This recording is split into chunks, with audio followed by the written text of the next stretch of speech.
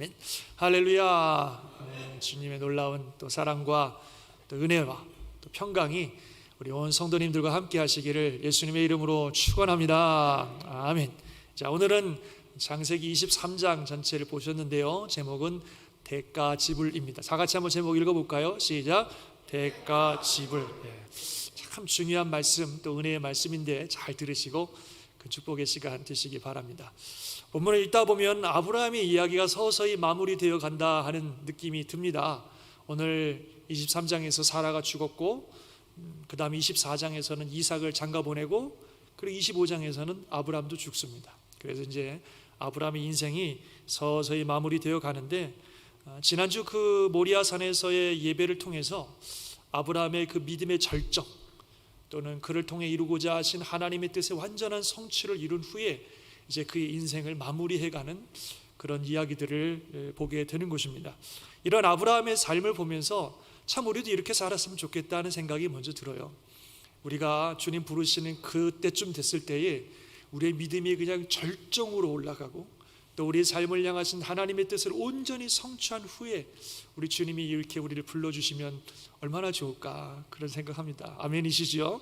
바울도 그래요. 바울도 그의 인생 다 마치고 죽음에 이르렀을 때 고백하기를, 나는 믿음의 선한 싸움을 싸우고 나는 나의 달려갈 길을 마치고 나의 믿음을 지켰다고 그렇게 고백하면서 나를 위해 의의 면류관이 예비되었다고 이렇게 얘기하면서 그의 인생을 마무리하고 있습니다. 그래서 참 우리 인생이 그렇게 멋지게 마무리되었으면 좋겠습니다.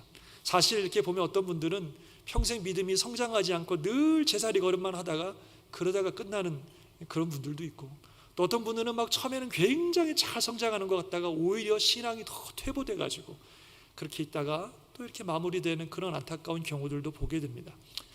저와 여러분 모두는 그런 경우들이 아니라 이 아브라함이나 또 바울처럼 믿음이 계속해서 성장하시고 또 성숙하셔서 하나님께서 우리를 향하신 뜻을 완전히 성취해드리고 정말 모리아산에서 예배를 드릴 만큼의 그 믿음의 절정에 딱 도달해서 하나님의 부르심을 받는 그런 영광스러운 삶이 되시기를 먼저 주의 이름으로 축원합니다.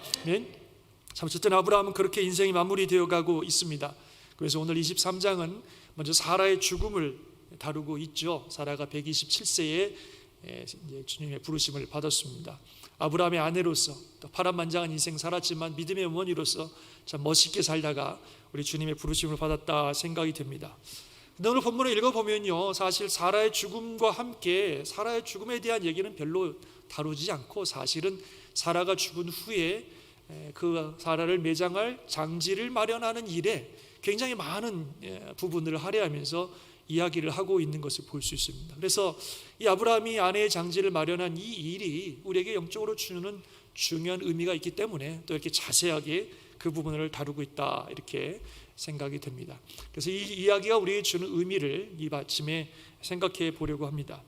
먼저 아브라함이 아내를 위해서 헷족속, 당시 헷족속에게 요청해서 아내를 매장할 장지를 달라고 요청을 하죠. 그랬더니 헷족속들이 아주 친절하게 아브라함에게 대답을 합니다. 뭐라고 말하냐면, 내 주여 들으소서, 당신은 우리 가운데 있는 하나님이 세우신 지도자이시니 우리 묘실 중에서 좋은 것을 택하여 당신의 죽은 자를 장사하소서. 우리 중에서 자기 묘실에 당신의 죽은 자 장사함을 금할 자가 없으리이다. 와, 지난번 그 부엘 새벽 때도 말씀드렸습니다만 참 아브라함의 지위가 상당히 올라간 것을 알 수 있습니다. 이 사람들이 아브라함을 향하여 당신은 이방인인데 뭐 이렇게 얘기하는 게 아니라 우리 중에 하나님이 세우신 지도자라고 이렇게 얘기하면서 어디든지 말만 하시면 우리 중에 누구라도 자기의 땅을 내주어서 당신의 아내 사라를 장사하도록 해줄 것입니다, 이렇게 응답을 하고 있는 거죠. 얼마나 하나님께서 아브라함의 지위를 높여주셨는지를 다시 한번 확인해 보게 되는 그런 장면입니다. 이 아브라함은 이분들에게 깊은 감사를 표하고 자기가 원하는 한 곳을 이야기합니다. 그것은 바로 에브론이라고 하는 사람이 소유한 밭의 일부인 막벨라 굴이라고 하는 그곳을 이 아브라함이 요청을 하죠. 그래서 그는 말하기를, 그는 이 에브론을 말하는데, 그에게 말해서 밭머리에 있는 그의 막벨라 굴을 내게 주도록 하십시오. 충분한 대가를 받고 그 굴을 내게 주어 당신들 중에서 매장할 소유지가 되게 하기를 원하노라. 그래서 나는 그 에브론이 소유하고 있는 밭 중에 일부인 막벨라 굴을 내 장지로 주셨으면 좋겠습니다. 이제 그렇게 아브라함이 요청을 했습니다. 그랬더니 그 자리에 에브론이 있었던 것 같아요. 에브론이 그 말을 듣자 놀랍게도 뭐라 그러냐면, 아이고 그러십니까? 그러면 제가 그 굴뿐만 아니라 그 굴이 속해 있는 밭도 다 드리겠습니다. 다 그냥 가지세요. 와, 이렇게 얘기하는 거예요. 그냥 다 그냥 드리겠습니다. 그래서 아브라함이 아니에요. 그냥 받을 수는 없고 제가 충분한 대가를 치를 테니까 값을 받고 그 밭을 주세요. 그렇게 이제 응답을 했습니다. 그랬더니 에브론이 뭐라고 말하냐면, 내 주여 내 말을 들으소서. 땅값은 은 400세겔이나 그것이 나와 당신 사이에 무슨 문제가 되리이까? 당신의 죽은 자를 장사하소서. 땅값이야 뭐 제대로 말하면 은 400세겔 정도 되는 땅이지만 뭐 우리 사이에 뭐 그런 거 가지고 문제가 되겠습니까? 그냥 드릴 테니까 받으세요. 그리고 거기다가 당신의 아내를 매장하시면 되겠습니다. 이렇게 이제 너무 친절하게 또 넉넉한 마음으로 아브라함에게 대하는 것을 볼 수 있습니다. 그런데요, 사실 여기에 트릭이 있습니다. 이 말을 이게 액면 그대로 받으면 안 됩니다. 에브론의 이 말에는 약간의 트릭이 있습니다. 일단 뭐가 있냐면, 당시의 법에 의하면 땅을 소유하면 그 땅의 세금을 그 땅 주인이 내야 되는데, 만약에 그 땅 중에 일부만 소유하고 있으면 세금을 내지 않고 전체를 소유한 사람이 세금을 내게 되어 있습니다.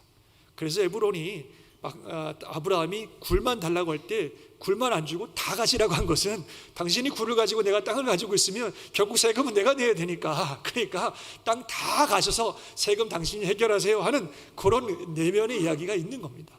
그리고 뭐 공짜로 준다고 하면서 은근히 은 400세겔이라고 말하는 것은, 이게 그것을 돈 받고 팔고 싶은 마음이 있다고 하는 것을 보여주는 거예요. 사실 그 땅값이 은 400세겔이라고 하는데 이거 굉장히 비싼 겁니다. 은 400세겔이 어느 정도 되는지 우리는 잘 모르지만, 그 당시에 그 화폐의 가치를 좀 가늠해 볼 수 있는 몇 가지 스토리들이 있는데, 나중에 요셉이 자기 형들에 의해서 팔리게 되는데, 그 형들이 요셉을 팔 때 얼마를 받고 팔았냐면 은 20세겔을 받고 팔았어요. 그 당시 한 노예의 값이 은 20세겔, 성인 노예는 30세겔, 그 정도의 가격인데 이 밭은 은 400세겔을 얘기하고 있는 겁니다. 더군다나 시간이 한 1000년쯤 지나서 다윗이 아라우나의 타작마당과 소를 이렇게 구입하는 장면이 나옵니다. 거기서 예배드리기 위해서. 근데 그 아라우나의 타작마당과 소를 한꺼번에 구입할 때 얼마를 주고 구입하냐면 은 50세겔을 주고 구입했습니다. 1000년 후에도 그게 은 50세겔을 주고 구입했어요. 이 에브론은 그 밭이 도대체 얼마나 큰지는 모르겠지만 이 밭이 은 400세겔이라고 이야기하는 것은 상당히 높은 가격으로 지금 얘기를 하고 있는 것입니다. 그래서 학자들이 고민할 때, 생각해 볼 때, 이것은 그냥 가지라고 하지만 이렇게 높은 가격을 불러서 자기가 한 몫을 챙기려는 속셈이 있든지, 아니면 이렇게 높은 가격을 불러서 아브라함이 돈 주고 사지 못하게 해서 나중에 여차하면 당신이 자기가 다시 뺏어오려고 하는 그런 의도가 있든지, 그런 속셈이 있다, 이렇게 보는 거죠. 그래서 이제 그런 이야기들이 지금 오고 가고 있는 것입니다. 이런 에브론의 말을 듣자 아브라함은 그 에브론이 부른 은 400세겔이라고 하는 가격을 조금도 흥정하지 않고 그대로 다 주고, 그리고 그 밭을 사는 것을 볼 수 있습니다. 뭐라고 했냐면, 아브라함이 에브론의 말을 따라 에브론이 헷 족속이 듣는 데서 말한 대로 상인이 통용하는 은 400세겔을 달아 에브론에게 주었더라. 그래서 그 돈을 다 주고 그리고 그 밭을 샀습니다. 그래서 이제 공식적으로 이 밭은 아브라함의 소유가 된 것입니다. 거기 보면 마므레 앞 맥벌레에 있는 에브론의 밭과 거기에 속한 굴이 성문에 들어온 모든 헷 족속이 보는 데서 아브라함의 소유로 확정된지라. 그리고 이것을 마지막 절에 한 번 더 얘기하고 있어요. 이와 같이 그 밭과 거기에 속한 굴이 헷 족속으로부터 아브라함이 매장할 소유지로 확정되었더라. 그래서 이제는 공식적으로 가나안 땅에 아브라함 소유의 땅이 생긴 것입니다. 물론 전에 브엘세바에서 아브라함이 당시 왕에게 암양 7을 주고 자기가 판 우물의 소유권을 주장하는 일이 있었습니다만, 그것은 작은 우물이고, 이번에는 가나안 땅에서 실제적으로 아브라함 소유의 땅이 생긴 것입니다. 그리고 이 땅은 은 400세겔이라고 하는 충분한 값을 주고 샀었기 때문에, 더군다나 많은 사람들이 보는 앞에서, 증인들 앞에서 이 땅을 구입했기 때문에 이 땅은 명실공히 가나안 지역에서 아브라함의 첫 소유지가 되었다고 하는 것입니다. 그리고 계속 말씀드립니다만 그 땅 값을 충분하게 분명하게 지표를 하였기 때문에 어느 누구도 나중에 다른 소리 할 수 없고 부인할 수 없고 아브라함에서 뺏을 수 없는 아브라함의 땅으로, 완전한 아브라함의 땅으로 확정되었다는 거죠. 그 이야기가 오늘 이 본문의 줄을 이루고 있는데, 이 이야기는 영적으로 볼 때 참으로 중요한 의미를 가지고 있습니다. 가나안 지역에 아브라함이 그 대가를 지불하고 처음으로 이 땅을 얻은 이 사건은 장차 아브라함의 후손들이 이 가나안 온 지역을 차지하게 될 것이라고 하는 것에 대한 하나의 예표이고 기념비적인 사건이 되는 것입니다. 또 비록 작은 밭이지만 아브라함이 비로소 자신의 소유의 땅을 얻음으로 말미암아 가나안 지역 전체를 하나님께서 그의 후손에게 주시겠다고 하는 하나님의 약속의 성취를 다시 한번 확인하고 확증할 수 있었던 그런 중요한 사건이 바로 이 사건이라는 거죠. 그래서 아브라함은 이런 사건들을 통해서 하나님의 뜻이 그와 그의 자손들을 통해 하나씩 이루어져 가고 있다는 사실을 그는 다시 한번 확인하고 또 소망할 수 있었습니다. 특별히 오늘 제가 강조하고 싶은 내용인데요, 오늘 이 땅을 충분한 대가를 주고 구입했다고 하는 것이 중요한 의미를 가집니다. 앞에도 말씀드렸습니다만 충분한 대가를 주고 구입했기 때문에 이제는 누구도 빼앗을 수 없는 아브라함의 소유가 되었습니다. 이것이 오늘 우리에게 주는 중요한 의미가 있다 보는 것입니다. 그러고 보면요, 성경에서 대가 지불이라고 하는 것이 굉장히 중요한 의미를 가지고 있습니다. 따라해 봅시다. 하나님의 나라를 이루기 위해서는 대가 지불이 필요하다. 하나님의 나라를 이룸에 있어서는 대가 지불이 필요합니다. 아브라함이 가나안 지역에 자기의 땅을 소유하기 위해서, 다른 말로 하면 이방 사람들이 지배하고 있는 그 땅에 하나님의 역사를 이루는 하나님의 뜻을 이루기 위해서 충분한 대가를 주고 그 땅을 구입하고 거기에 하나님의 뜻을 이룬 것처럼, 우리가 이 땅 가운데 하나님의 나라를 이루고 하나님의 뜻을 성취함에 있어서는 반드시 대가를 지불해야 됩니다. 그것이 하나님의 공의와 부합되는 하나님의 원칙입니다. 그래서 하나님의 나라를 이룸에 있어서는 대가 지불이 있어야 됩니다. 굉장히 중요한 원리죠. 여러분 가운데 혹 이런 생각하실 분이 있을 것입니다. 그러면 우리는 구원받는 게 그냥 하나님이 거저 주신 은혜인데 어디에 무슨 대가를 지불하는 게 아니라 하나님이 거저 주시는 은혜 아닙니까? 은혜라는 게 하나님이 거저 주시는 것 아닙니까? 이렇게 생각하실 것입니다. 맞습니다. 성경에 보면 에베소서 1장 6절에 보면 이는 그가 사랑하시는 자 안에서 우리에게 거저 주시는 바 그의 은혜의 영광을 찬송하게 하려 하십니다. 그게 맞아요. 우리가 하나님께 구원받아 하나님의 자녀가 되는 이것은 완전한 하나님의 은혜입니다. 그것을 위해서 우리가 무슨 대가를 지불하거나 어떤 자격을 갖춰야만 되는 것이 아니라 하나님이 대가 없이 거저 은혜로 주신다고 하는 것입니다. 그런데요, 우리가 또 알아야 될 사건은 우리가 하나님께서 우리를 죄와 사망으로부터 구원하여 하나님의 자녀가 되는 이 일이 원래 대가 없이 되는 일이 아니라는 겁니다. 우리가 죄와 사망의 권세에서 해방되어 하나님의 자녀가 되는 이 일에는 어마어마한 대가가 지불되어야 됩니다. 그것은 우리가 절대로 갚을 수 없는, 절대로 지불할 수 없는, 절대로 감당할 수 없는 어마어마한 대가가 필요한 일이에요. 그 대가가 뭐냐면 사망입니다. 사망. 로마서 6장 23절에 보면 죄의 싹은 사망이라, 즉 죄에 대한 대가는 우리의 사망이라, 영원한 멸망이라. 그래서 우리가 완전히 영원히 멸망하여 죽는 것, 그것이 우리 죄에 대한 대가입니다. 이건 우리가 어떻게 해볼 수 있는 게 아니에요. 그런데 하나님께서 그런 우리들을 살리기 위해서 하나님께서 그 대가를 치르신 것입니다. 하나님이 당신의 아들 예수님을 이 땅에 보내셔서 하나님이신 예수님이, 아무 죄 없으신 예수님이 우리의 죄에 대한 대가를 대신 다 치러주신 것을 믿으시기 바랍니다.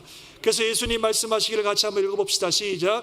인자가 온 것은 섬김을 받으려 함이 아니라 도리어 섬기려 하고 자기 목숨을 많은 사람의 대속물로 주려 함이라. 아멘. 여기서 대속물이라는 단어 속에 대가 지불이라는 의미가 들어있어요.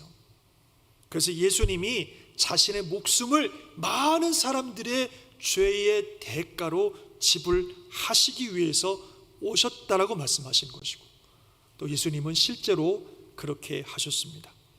하나님이신 그분이, 아무 죄 없는 그분이 십자가에서 처참하게 죽으심으로 우리 모든 사람들의 죄의 대가를 대신 지불하셨습니다. 그래서 예수님께서 십자가에 죽으시면서 돌아가시기 직전에 마지막 하신 말씀 중에 하나가 뭐예요? 다 이루었다. 다 이루었다는 말은 그 당시 어떤 의미를 가지고 있다고 여러분 들으셨어요? 완불되었다, 다 지불됐다, 이런 의미를 가진 단어입니다. 예수님께서 십자가에서 우리 모든 인류의 죄를 다 지불하셨습니다. 그것도 충분히 치르셨습니다. 아까 보신 것처럼 아브라함이 그 땅의 값을 충분히 치르고 그 땅을 소유로 삼은 것처럼 예수님께서 모든 인류의 죄값을 충분히 치르셨습니다. 하나님이시기 때문에, 아무 죄 없으신 분이시기 때문에 그 예수님의 죽음은 과거, 현재, 미래 모든 인류의 죄를 다 치를 만큼, 온 인류의 죄값을 다 치르고도 남을 만큼 충분한 죄의 대가를 우리 예수님께서 치르신 줄 믿습니다. 그래서 이제 그 하나님이신 그 예수 그리스도를 믿는 자들에게는 하나님께서 구원을 은혜로 값없이 거저 주신다는 거예요. 그래서 우리는 그 구원을 거저 공짜로 정말 은혜로 받지만 하나님은 이미 그 모든 대가를 충분히 다 치르신 것입니다. 그래서 이것은 하나님의 공의이고 우리를 향한 하나님의 어마어마한 사랑을 보여주는 것입니다. 아멘이십니까? 그래서 하나님의 나라는 대가 지불이 필요해요. 그런데 우리가 놀라운 구원의 은혜로 하나님의 자녀가 되고 그리스도인이 되어서 살아가는 우리들이 이 땅에, 우리가 살아가는 이 땅에 하나님의 나라를 이루고 하나님의 뜻을 성취하기 위해서는 우리가 치러야 되는 대가가 있습니다. 구원은 하나님의 은혜로 거저 받지만 우리가 살아가는 삶 가운데 하나님의 나라를 이루는 일은 우리가 가만히 있으면 저절로 되는 게 아닙니다. 우리 삶 가운데 하나님의 나라를 이루고 하나님의 뜻을 이루고 하나님의 역사가 나타나게 하기 위해서는 대가를 지불해야 됩니다. 그것을 예수님은 이렇게 말씀하셨습니다. 아무든지 나를 따라오려거든 자기를 부인하고 날마다 제 십자가를 지고 나를 따를 것이니라. 주님을 믿고 주님을 따르기로 작정한 사람들은 대가 지불을 각오해야 되는데, 그 대가 지불이 뭐냐면 자기를 부인하고 날마다 제 십자가를 진다고 하는 대가예요. 주님을 따르려면 이런 대가를 치를 것을 각오하고 그 대가를 치르면서 가는 거지, 이런 대가를 치를 마음이 없으면 주님을 따를 수가 없다는 겁니다. 그런 대가 지불이 있어야 주님의 나라를 이룰 수 있습니다. 또 예수님이 이런 말씀도 하셨습니다. 잘 아시는 말씀 다 같이 읽어볼까요? 시작. 내가 진실로 너희에게 이르노니 한 알의 밀이 땅에 떨어져 죽지 아니하면 한 알 그대로 있고 죽으면 많은 열매를 맺느니라. 아멘. 한 알의 밀이 땅에 떨어져 죽는다고 하는 대가 지불이 있어야 많은 열매가 맺힙니다. 그 한 알의 밀이 자기가 죽는다고 하는 대가 지불을 하지 않으면 많은 열매를 기대할 수 없습니다. 그래서 우리 삶에 하나님의 뜻이 이루어지고 놀라운 결실을 얻고 하나님의 나라가 이루어지기 위해서, 우리 교회 가운데 그런 역사가 일어나기 위해서, 또 우리의 가정 가운데 그런 역사가 일어나기 위해서, 이 지역과 일방에 그런 일이 일어나기 위해서는 누군가가 대가를 지불해야 됩니다.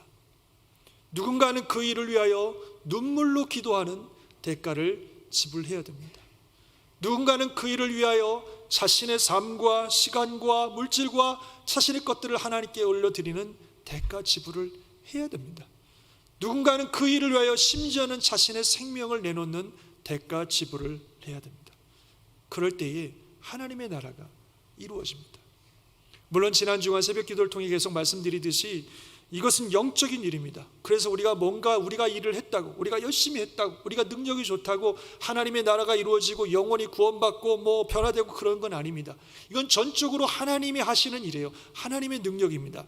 그래서 우리 지난주에 보셨듯이 고린도전서 3장 6절 7절에 보면 나는 심었고 아볼로는 물을 주었으되 오직 하나님께서 자라게 하셨나니 그런즉 심는 이나 물 주는 이는 아무것도 아니로되 오직 자라게 하시는 이는 하나님뿐이니라. 아멘.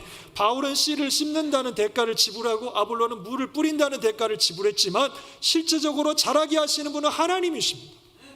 하나님이 하시는 일이에요. 하나님의 역사입니다.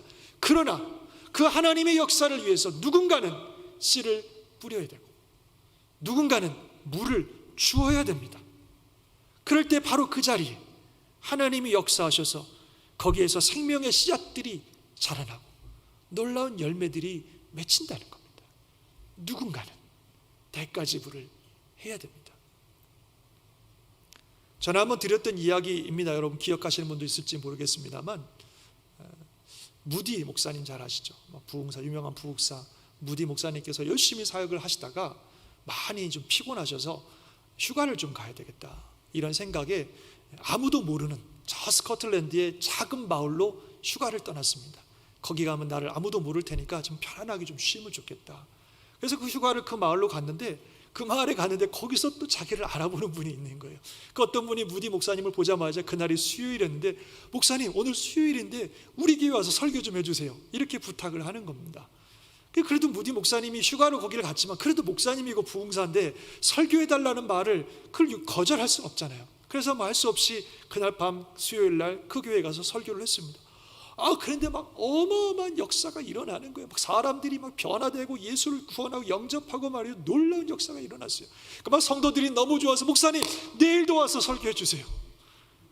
할 수 없이 또 그 다음 날도 설교했는데 또 막 놀라운 역사가 일어나는 거예요. 그 매일매일 설교해갖고 예배드려서 주일날까지 그게 아예 부흥회를 해버렸어요. 부흥회를. 그러면서 주일날 설교를 하는데 막 너무나 많은 사람들이 변화되고 그 작은 마을이니까 마을 전체가 다 그냥 축제와 같은 분위기가 바뀌어버렸어요.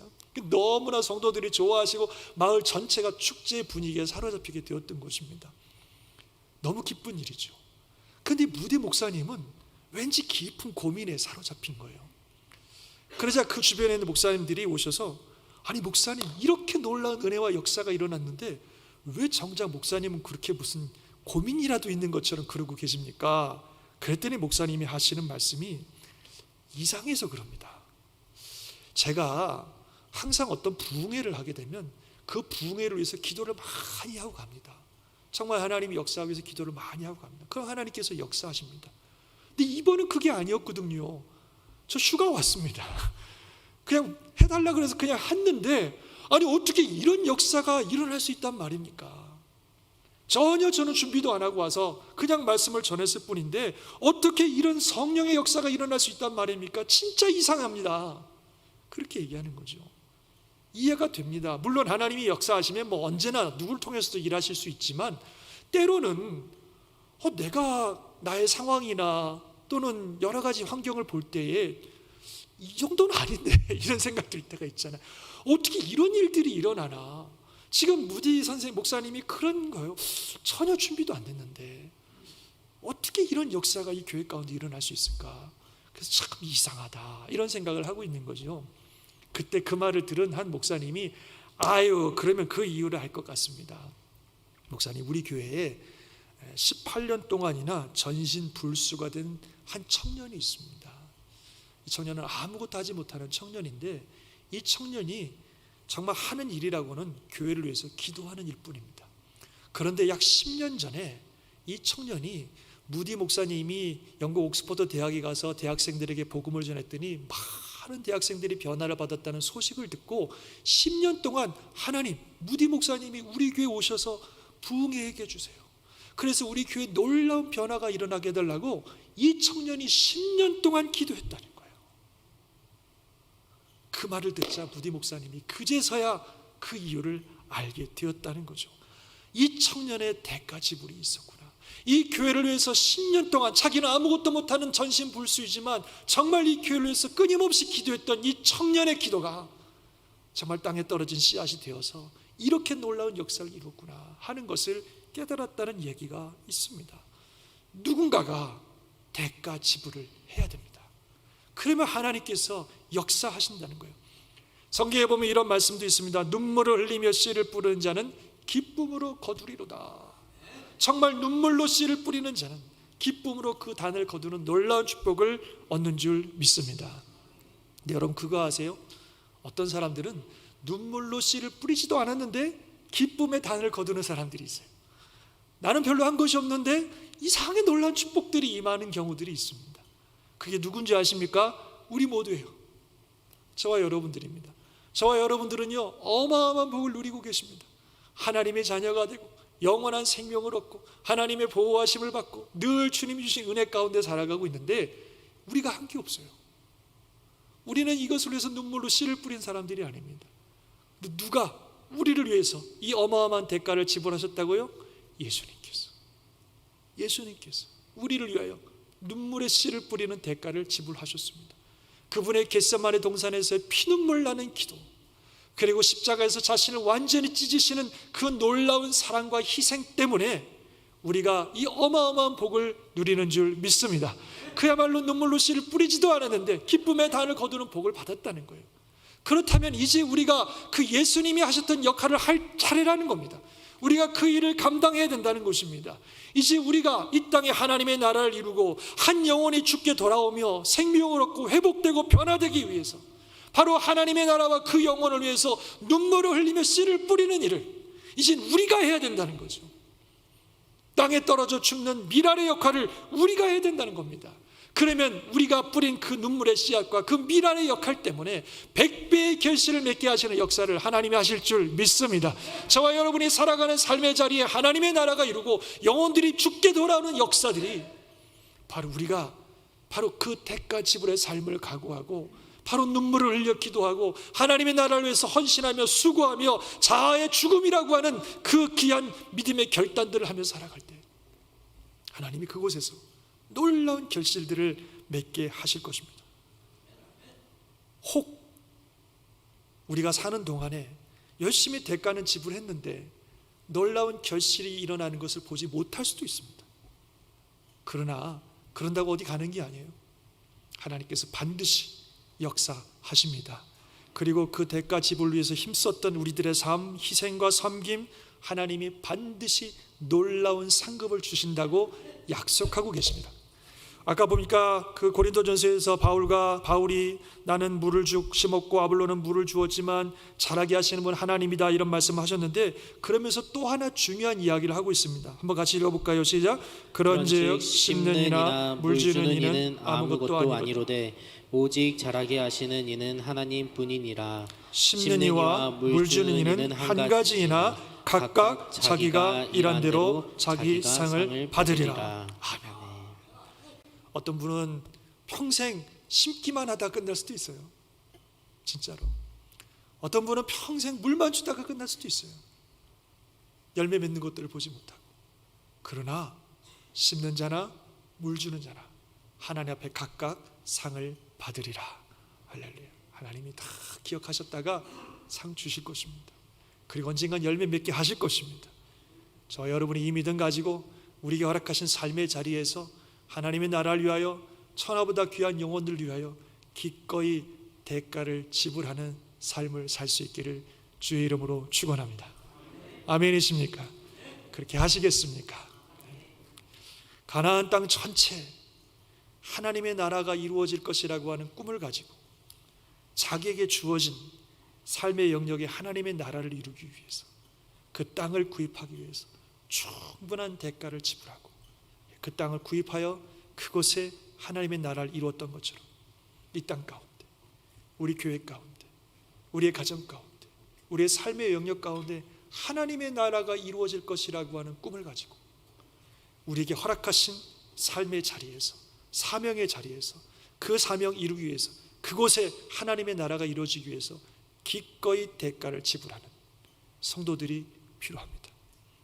우리 교회에 그 마음 가지고 대가를 지불하려는 각오를 가지고 허락하신 삶의 자리, 사역의 자리에서 대가를 지불하는 성도들이 있어야 우리 교회에 하나님의 나라가 이루어집니다. 여러분의 가정에 바로 그 마음 가지고 누군가는 대가를 지불해야 여러분의 가정에 하나님의 나라가 임합니다. 우리 교회가 이 지역과 열방을 위해서 그런 교회가 될 각오를 가지고 기꺼이 지역과 열방을 위해서 기도하며 수고하는 대가 지불의 교회가 될 때에 우리 교회를 통해서 하나님의 나라가 이루어집니다. 이 일에 온 성도들이 함께 할 수 있기를 바랍니다.